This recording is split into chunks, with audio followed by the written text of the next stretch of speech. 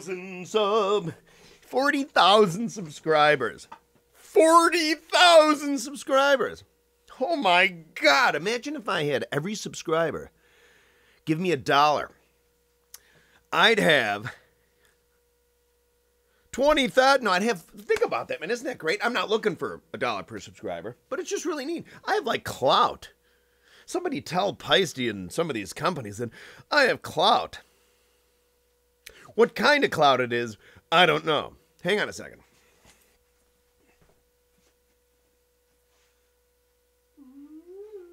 There we go. Anyway, so here I am, 40,000 party. We had the 40,000 subscriber party. Last night, Peisty Bob was there. George Flutist. Jimmy Page was supposed to come, but he didn't show up. Zilginetti. Peisty Bob and Zilginetti got into a big brawl. It was like the Pepsi-Coke wars back in the day. But anyway, so everything's cool. But I do want to say this. I know there's a lot of people that are like, you know, Tara, all right, Bonzology's coming along, okay? It's getting critical acclaim with Terry and George. But Flutist, because he's a truly expert drummer who back in the day was infused with crazy Zeppelindom, just like the thousands and possibly at least 1 million of us in the world, happens to also be just an incredibly skilled drummer. I would then dare say George Flutist definitely has the most skill, while there might be better drummers than him, right? I mean, in the world, I mean, there's always going to be somebody better than you, whatever criteria. He's in the top, like, percent of he's in the cream of the cream of the cream of the crop of a professional, all-around, hyper-skilled drummer, who I'm sure if you were to statistically find out or interview or somehow had some sort of a divine way to see who was the best drummer who truly understood Zeppelin and Bonham, I think Flutist, we got lucky that Flutist is #1. That there's probably the highest skilled Zeppelin Bonhamite who really knows all of Zeppelin, the studio stuff, the history, bootlegs. I mean, really, like somebody be like, yeah, you know, what about Hamburg, 1971? And Flutist will be like, well, was it the Tuesday night or the Wednesday night? Because when he did Immigrants, I mean, it's crazy, man. I mean, sometimes I worry about him. You know what I mean? It's like, you know, sometimes when you're with like real, like hardcore jockey sports people. I mean, I love watching a ball game like the next guy and throwing a ball around. But sometimes I used to, when I was at the Merc, somebody be like, yeah, you know, did you see Wainwright, you know, pitched last night? He, you know, his earned run average is, you know, .093. And someone will be like, yeah, well, then there was Ziggy Starbuncle back in '49 on the, you're just like, oh, dudes. But anyway, he's like that with Zeppelin. So here's the deal. I just reached 40,000 subscribers, which obviously I'm manically happy about. We're moving the Bonzology channel along. We just made a bunch of videos yesterday. We did a BONHAM snare tuning video. We did, George did a few of the, Bonham did some opening fills in Heartbreaker. The 1973 Heartbreaker, there's a lot of even more casual drummer fans that ask about the Heartbreaker because in the movie it's a really cool intro. Doom, blah, blah, blah. I mean, similar to the Whole Lotta Love sort of intro. Well, remember that the song remains the same soundtrack and film. All the music you hear there, Jimmy Page went and found what he found to be the best bits and pieces and cobbled together those recordings. There are some recordings I think that have like up to like 30 or 40 edits from different nights. Shows the tempo skill of Bonham because they could put that all together and you don't really notice. There's a couple little things you notice sometimes, but not really, right? But so he does the Heartbreaker intro from the movie, the actual one you hear in the movie, which satisfies a lot of people. But he also does one apparently on the 28th. Remember, they were there, New York, 1973, Madison Square Garden, July 27, 28, and 29, 1973. It was the last set of concerts on the 1973 American tour. Well, on the 28th, which was the middle night, which might have been Saturday, I think it was Friday, Saturday, Sunday, if I'm not mistaken. We could look that up real fast on our smartphones. Bonham did another intro to Heartbreaker that had some single strokes in it around the drums, which is very like 1977 reminiscent almost. You know what I mean? 77, even though Bonham was a little slower and was in a harder time, he still was a monster, especially with the singles around the drums. It almost sounds 77-ish. So anyway, so we made a video dedicated to that, Heartbreaker. And so we have the snare, Bonham snare tuning video, Heartbreaker. We also have a little clip where I asked George to play, because we were doing Heartbreaker. He was kind of assing around while we were setting up. And so I said, George, real fast, you know, in the studio version of Heartbreaker, a couple different times where Bonham's on the ride, and he goes, that's the bass drum. Boom, boom, snare, bass drum, snare, real fast. Well, obviously there's obviously a technique for it that he employs, that I took video of, that's clearer. Watch his foot. His foot's almost just kind of, well, from your angle, kind of just going. It's really neat. It's a heel, it's not even a heel toe. It's kind of like check it out yourself. So that's coming up. And then we also did, let me see, snare tuning, Heartbreaker, that, boom, boom, bop, boom, boom, boom, bop, boom, boom, boom, which, by the way, Copeland used to do on Hungry for You. Well, live versions of stuff, really early Police, Copeland used to do that with his foot, too. As do a lot of punk drummers. But Bonham did it nice and smoothly back in the day on Heartbreaker and a couple other tunes. Anyway, Flutist does it. What's the other video? So we did the snare tuning. We did the Heartbreaker intros from 73. We did the boom boom bop boom boom bop, like I said. We did.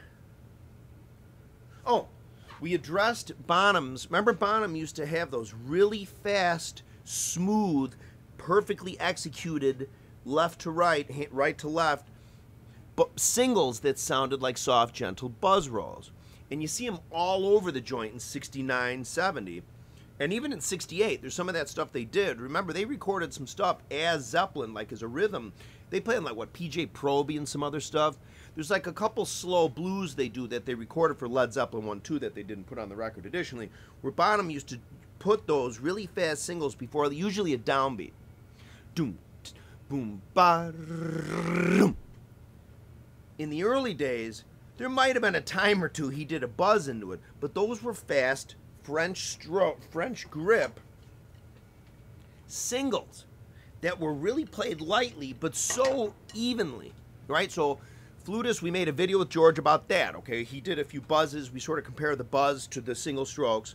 And an interesting thing about that is George kind of, when he first did it, I was like, when you do those fast, super fast single strokes, when Bonham used to do it, he'd put a little rough with one hand before he'd go into it. So we'd have a little bit of a, with the left hand, probably, because when he sort of did a pickup, into the fast single. So it was like, doom. That's why it sounded so doom, doom, da, boom, because he sort of roughed into it. That's great insight. That is, in and of itself, worth a Bonzology subscription. So 40,000 subscribers. We're chugging along with Bonzology. And I almost forgot, there's one more thing. There's a fella named Bill McHugh who has a buddy who's a bass player. And George has numerous musician friends that we could do this with. What George does, as do a lot of people, when they do drum covers and stuff on YouTube, they'll play along to the recording in their headphones, but they just hear the recording. The way I've been doing it here, and the reason why sometimes I have problems with it hearing it, is because I pump the music right into my board, so coming out of my headphones isn't just the sound of what I'm playing to, but the sound of the drums and stuff being picked up. So it's a lot in my ears. So what George does, as do I'm sure a lot of other people, they just play along to the recording, and then they overlay the recording after the fact. I'm going to figure out how to do that. But what George did with this friend of Bill McHugh, this bass player, on a few things where Flutist sat down. Remember, sometimes you sit down and you can play freehand how you remember the song, and then also you play along to the recording so it's in sync with the recording.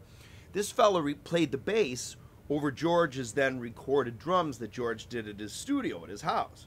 So I'm going to post the link to those. I was trying to find the link. I couldn't find it. George just posted it to me. You got to check these out, man. And you guys, if you haven't seen George did a crunge drum cover. What he did was, I advised him on what to get. He pretty much has my board. A couple of these MXL V250 microphones. And what he did was, he has the sweet spot just like me, but he also took one of these babies and put it out in front of the drum kit about 4 or 5 feet off, sort of aimed kind of at more or less the center of the bass drum like this. So it picks up more of a room sound, a little more attack. In a strange way, even though the one up here will pick up attack, but it picks up a little more of a trebly but still good sounding reverby attack. So the drum sound he has on his Crunge drum cover, it's the best drum cover of the Crunge. And this is a bold statement because it's a fact, you'll ever see. And it sounds, the sound he got sounds just like it, okay? So anyway, so that's the video. Again, I have to, you know, we just had, sometimes the water table comes up where I am, and it just really, I mean, it's fresh water that comes in. It's not poopy water. But it gives me the willies. I just don't want to get on my rugs or anything. So I wait a day or two. I have my dehumidifiers cruising along. More videos on the way, including, well, check out Bonzology. So remember, I know I talk about it a lot because I need to get, I mean, I have 40,000 subscribers. Bonzology should have at least 40,000 subscribers. Don't forget our write-up in the Tight But Loose Led Zeppelin magazine. Pardon me. Which is online. Tight But Loose. Check it out. We got a nice write-up in there. Okay? Also, too, yeah, I mean, George, man, it's just amazing. When you're standing in the room, I mean, it sounds like you're on stage at Royal Albert Hall, man. It's amazing. Oh, and I want to go back to the snare tuning videos. Part of the thing about Bonham's snare sound, and Bonham mentions this in interviews, is to get a really good drum sound in general, your heads need to be stretched in a little bit. They do. When you first get a drum head, you know when you're doing it, when you're first putting a drum head on, you're tightening, you hear a couple like, that's it stretching in. What a lot of drummers do, myself included, when you first get a drum, you get it on really tight, and you can take the palm of your hand or something and sort of just press it. Not like crazy hard attacks, like, not like that, but just a nice, almost like a Shih Tzu massage, where you kind of get it really broken in and you tune it up. And eventually, a few times, it'll detune. Sometimes you'll know when you first get a drum, you put the heads on, it's great. And after a while, you realize, God, this is detuning real fast because it's stretching out, okay? So what we did is we took George's pre-existing heads he has on the drum, okay? And we just got the TuneBot settings. Now, be patient with us. We might have not used the TuneBot correctly. Watch the video and decide for yourself. But you can really hear the tone, okay? Remember, so much of the Bonham sound isn't a good snare drum sound, is you don't want to choke the drum via the tuning relationship between the top head and the bottom head, but also with the snare wires. Snare wires in Bonhamville aren't that tight, okay? You can't, if you really crank the snare wires on, it's going to instantly sound like one of those old cheesy Pearl Export snare drums from the late 80s. And people who are around the late 80s know what that means. So, and that's another thing. Oh, and also, too, again, you'll see in these articles, like a Modern Drummer and stuff, I mean, I hate to say it. I know sometimes they need stuff to write about and stuff, these magazines sometimes. If you're going to go into the studio and record, unless one of your drum heads has a hole in it or it's really dead, don't change the drum heads. Don't. Just because you need a good fit-in sound, played in, okay? That's the key. And there's a really interesting picture. Remember, Mick Hinton used to say, it was Mick Hinton. He said, well, I used to tune all the drums except Bonham always did the snare. A picture surfaced that shows Bonham at a show. Like, I think he's got his jacket on, like probably before the sound check. He probably just came from Chicago. His Blackhawks, I think, thing on, a big furry coat. And he's talking to Hinton. He's got this Ludwig Super in his hand. He's probably like, you know, Mick, I just went in the room over here and did the fine tuning on my patented Bonham sound. Where was I going with that? But remember, I mean, the heads are played in a little bit, okay? It's a rim shot. Typically with the rim shot, you'll notice George when he plays the drum, and even Bonham when you see him play, oftentimes the stick hits and stays there. I don't naturally play that way. And typically you get about that much. So here's the rim, right? Bah, okay? So check the videos out. Coming up on Bonzology. B-O-N-Z-O. L-O-G-Y. We could make a theme. In fact, I should make a theme song for that. Bonzology. B-O-N-Z-O-L-O-G-Y. I'll make a better one. So again, I'm excited about it. More videos on the way. So again, and our diehard subscribers, thank you very much. Okay? Thanks for watching. See you.